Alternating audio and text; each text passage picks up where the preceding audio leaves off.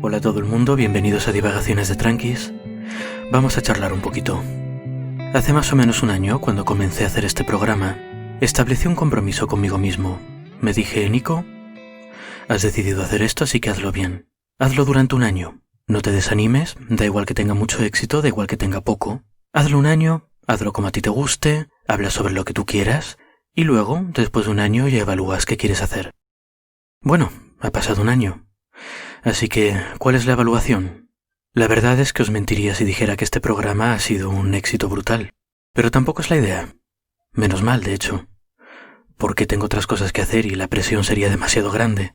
Y además, aunque no sea ningún hit, pues tiene su público también. Hay como 30 de vosotros que estáis siempre ahí cuando sale un episodio, que lo escuchéis en las primeras 24 horas, así que supongo que os gusta y que lo estáis esperando. Y hay como otros 30, además de esos 30, o sea, un total de más o menos 60 personas, que me escuchan regularmente durante la primera semana. Esto no está tan mal. No hay mucha gente en el mundo que aguante escucharme hablar durante 20 minutos seguidos, y mucha menos que lo busque activamente, así que gracias por estar ahí. Además, la verdad es que me lo paso muy bien haciendo esto. He aprendido un montón. Y no solo sobre micrófonos, sobre edición de audio, sobre acústica de habitaciones, sobre cómo ponerse una manta en la cabeza para evitar el eco, ese tipo de cosas, sino biología en sí. Muchos biólogos y muchos científicos en general, la verdad, acabamos muy absorbidos por nuestro campo particular, que en mi caso pues es más bien neurociencia, y leemos poco fuera de eso. Yo tengo una formación universitaria pues bastante amplia, pero eso fue hace 10 años.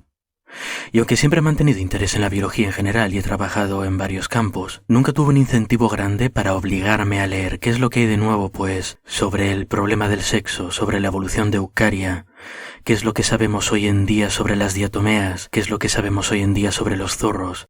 Es muy difícil motivarse para llegar por la noche de trabajar, ponerse un té y empezar a leer sobre cosas aleatorias. El programa me da un propósito, me impone una disciplina y me obliga además a escribirlo sencillito. Y a comprobar que estoy entendiendo bien las cosas y que no estoy diciendo ninguna animalada. Así que por esa parte también ha sido una gran idea. Creo además que dentro de lo que cabe el propósito se está cumpliendo. Varias personas me han escrito diciendo que encuentran sencilla la forma en la que explico las cosas y que son capaces de entender algunos conceptos bastante complejos que os estoy explicando, porque aunque no lo parezca, aquí hay cosas difíciles metidas. Bueno, a veces sí que lo parece. De hecho, últimamente con todo este tema de la muerte nos metimos quizá un poquito demasiado a fondo. Es que me emocioné un poco. Son temas muy interesantes.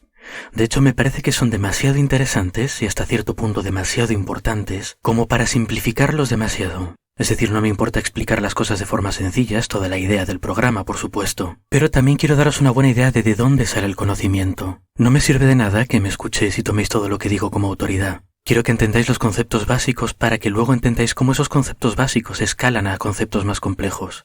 Quiero que entendáis lo difícil que es encontrar la verdad sobre algunas de las preguntas más básicas de la biología, lo difícil que es reunir evidencia concluyente, las discusiones que hay entre los científicos. Quiero en resumen que entendáis un poco mejor también la textura intelectual de la ciencia, que no es simplemente como veis en la prensa muchas veces, científicos descubren que X está establecido para siempre. Pues no. No, las cosas no funcionan así. Y eso no quiere decir que la ciencia no dé resultados fiables, los da, pero veis todo el esfuerzo que hay detrás, y veis que se hace poco a poco, y veis que siempre hay tiempo para estar equivocados. La razón por la que quiero que sepáis todas estas cosas, que las entendáis, es en parte por lo que pensaba yo cuando empecé a hacer esto. La idea de esto surgió específicamente de hablar con un familiar mío sobre CRISPR y de ver que la gente no sabía nada sobre el tema. No sabía lo que era CRISPR, no sabía cómo funcionaba. La mayor parte de la gente apenas sabe genética al nivel tan detallado que requieren estas cosas, claro. Y pensé, esto es súper importante. Es importante que la gente lo sepa porque dentro de poco CRISPR va a ser parte de nuestras vidas. Muchas discusiones políticas, muchas discusiones económicas van a girar alrededor de CRISPR. Y bueno, en realidad sobre un montón de otras cosas biológicas. Cada día la biología forma más y más parte de nuestras vidas. Y si no, mira del último año, con todo esto del virus. Ahora se está cacareando mucho sobre esta vacuna de ARN mensajero que acaba de salir. ¿Pero qué es una vacuna de ARN mensajero? ¿Y cómo sabéis si os podéis fiar? ¿Cómo podéis saber si funciona? Todo este tipo de conocimiento es importante porque os afecta directamente. Al fin y al cabo os van a tener que inyectar esa vacuna probablemente en algún punto del futuro. Y a mucha gente le va a dar miedo y ¿sabéis qué? Es normal que le dé miedo. Porque no saben lo que les están inyectando. Y quizás si supieran más biología les daría un poco menos de miedo. Lo mismo para CRISPR, ¿qué se puede esperar de esa tecnología? ¿Para qué puede servir? ¿Qué límites legales hay que ponerle? Todo esto son decisiones que os van a afectar y tenéis que poder afrontarlas con pensamiento crítico. Porque en último término, la ciencia puede daros todos los datos del mundo, pero en último término, la decisión corresponde a los ciudadanos. Sobre esto se discute mucho en ciencia, pero como este es mi episodio, yo os voy a dar mi opinión. Y mi opinión es que la ciencia no lleva carga política ni lleva carga moral. Y es muy común y hasta cierto punto comprensible que la gente trate de sacar respuestas de la biología, por ejemplo, sobre qué somos, por qué funcionamos así, qué es natural, qué no. Pero es una pregunta absurda. Por definición, todo lo que hace el ser humano es natural, para empezar. No existen comportamientos antinaturales. De la misma forma que los termiteros no son antinaturales, las termitas lo hacen de forma natural. Un teléfono móvil es perfectamente natural, al igual que las democracias, las dictaduras, los portaaviones, y aunque me cueste decirlo, hasta la pizza de piña y anchoas. Además, aunque fueran antinaturales, la naturaleza no es exactamente un gran modelo a seguir. No hay nada más natural que beber agua estancada y morirse de cólera a los 16 años. No hay nada más natural que asaltar una cebra y comérsela viva. No hay nada más natural que poner tus huevos en una oruga viva y esperar a que tus larvas la devoren desde dentro. Ya hemos visto los episodios de la evolución. La evolución y la naturaleza, al menos la biología, son un juego de frías matemáticas. Lo que funciona, funciona. Y nadie impone reglas morales a los animales o las plantas. No son comportamientos que haya que imitar. En resumen, lo que quiero decir es que la ciencia no dicta. Nadie os puede decir, la ciencia necesariamente dice esto, no. Uno siempre puede elegir hacer otra cosa. Y es por tanto necesario que la ciudadanía esté lo más educada posible. Porque es su derecho decidir, es su derecho leer y interpretar la evidencia. Y si no sois capaces de entender e interpretar la evidencia, alguien va a hacerlo por vosotros. Y desgraciadamente, tal y como están las cosas en estos tiempos, está difícil fiarse de que alguien interprete nada por ti. No sé si os pasa a vosotros, pero yo hay días que me levanto que pienso que estoy completamente loco. Ves o escuchas las noticias o lo que hay en redes sociales y si escuchas las opiniones, los hechos, las realidades de gente con ideología política diferente, son universos paralelos. Están completamente separados. Parece que todo el mundo tiene una mula que venderte, y no les importa malinterpretar los hechos a propósito, no decir todas las verdades, cubrir las cosas selectivamente o incluso mentirte la cara. Y lo peor es que como todos lo están haciendo, ni siquiera puedes decir, es que el otro lado me ha dicho la otra cosa, ¿no? Porque puede que el otro lado sea el que esté mintiendo. Vivimos en una época de, ¿cómo llamarlo?, de inseguridad informativa, y eso hace más importante todavía desarrollar el pensamiento crítico. Y por supuesto el pensamiento crítico te puede llevar bastante lejos, pero en términos de biología tiene sus límites, ¿verdad? No todo el mundo puede pasarse 10 años aprendiendo biología. Algunos de vosotros tenéis profesiones honestas, o estáis estudiando cosas útiles. En algún punto tarde o temprano un ciudadano no especialista se va a tener que fiar de un científico o de un divulgador. Hay poder en esta confianza. Y como nos han enseñado los cómics de Spider-Man, el poder viene con responsabilidad.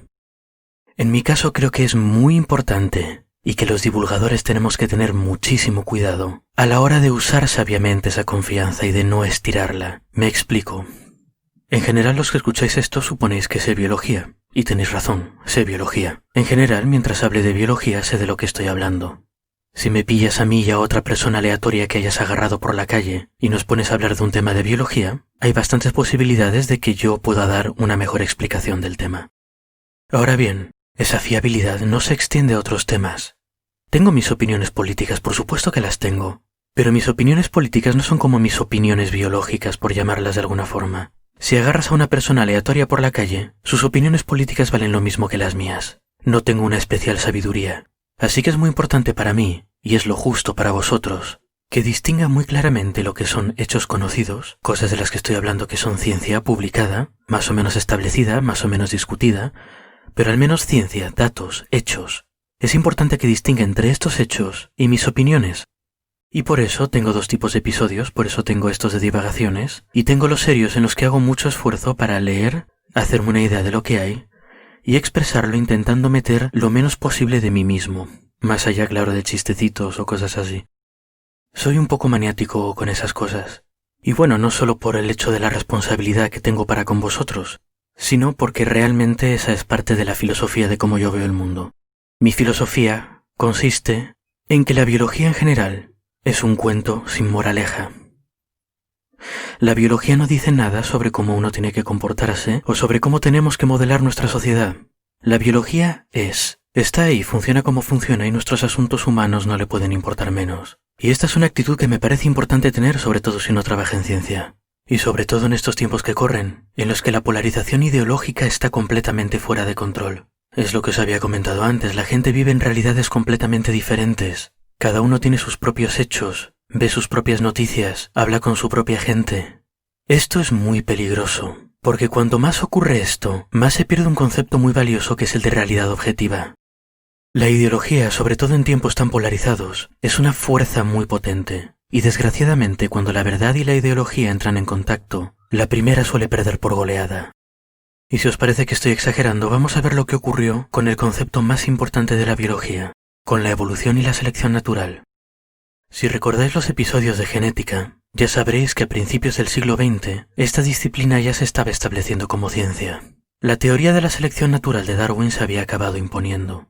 Recordemos que la teoría de la selección natural lo único que dice es que los organismos tienen características heredables, que no hay recursos para todos en la naturaleza, y que por tanto los que tienen características más favorables para sobrevivir y aprovechar esos recursos tienden a reproducirse más, a dejar más copias de sí mismos y por tanto más copias de sus características heredables.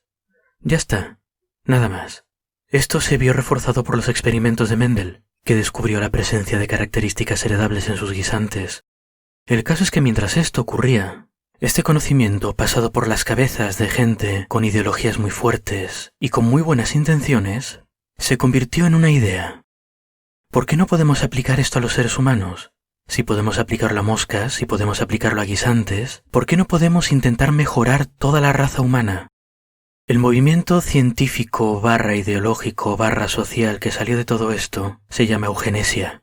Muchos países implementaron este tipo de políticas, intentando incentivar que gente con rasgos que el gobierno del momento consideraba deseables se reprodujesen más, y por otro lado evitando que gente con rasgos considerados indeseables se reprodujesen en absoluto. A veces a la fuerza incluso, mediante esterilización forzada o internamiento en alguna institución.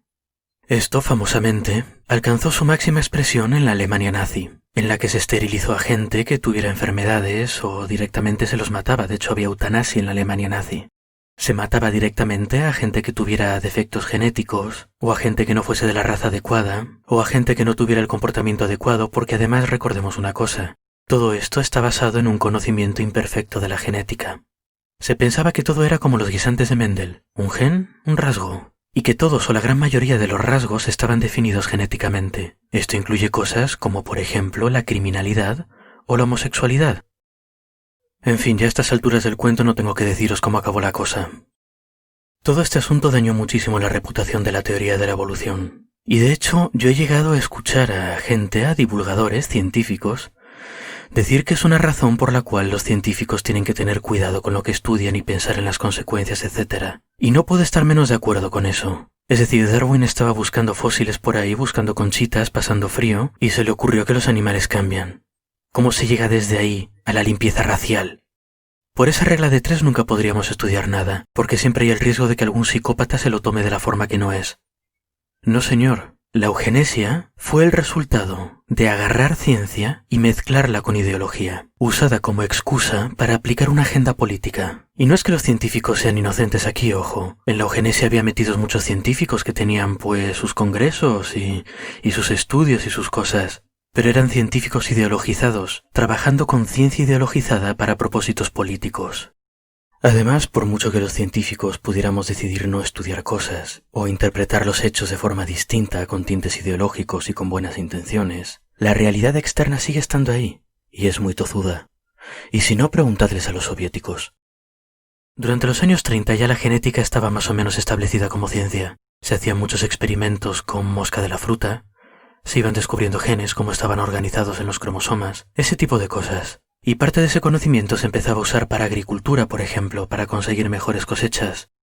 Sin embargo, en la Unión Soviética todo eso de la genética, la evolución, la selección natural no gustaba tanto. Eso de organismos distintos, con genes diferentes, que les dan características distintas, que compiten entre ellos, y algunos ganan, otros pierden, unos están mejor adaptados y triunfan, y otros se extinguen. Eso no sonaba muy comunista.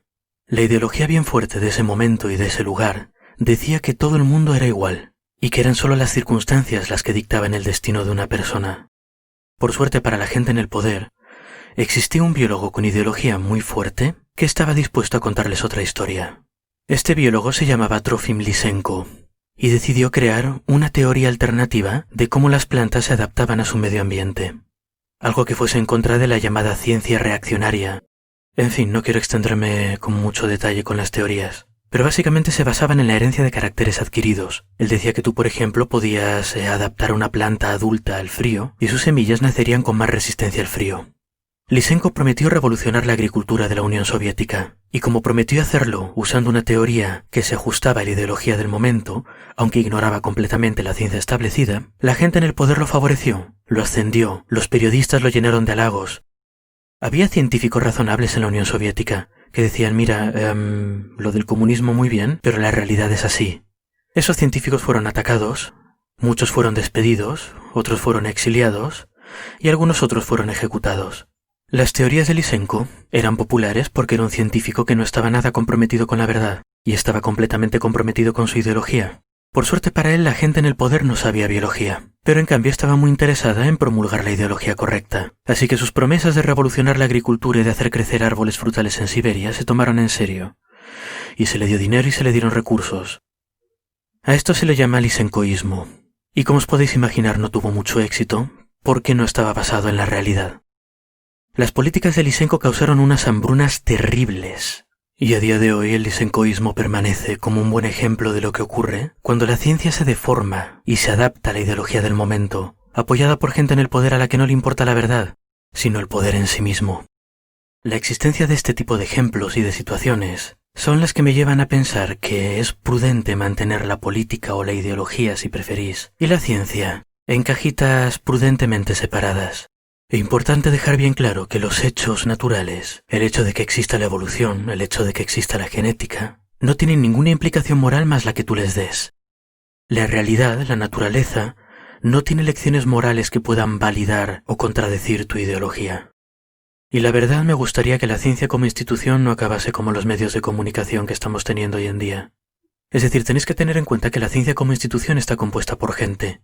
Hay editoriales a las que tienes que mandar tus trabajos, que tienen que decidir si los publican y mandarlos a otros científicos para que los revisen. Imaginaos que los editores de revistas empiezan a mirar tu ideología para decidir si publican tu trabajo o no. Imaginaos que los revisores miran tus resultados y si les parece que entra en conflicto con la ortodoxia de la época, deciden recomendar que no se publique tu investigación. Acabaríamos con revistas científicas de derechas y de izquierdas, publicando datos completamente distintos y realidades alternativas.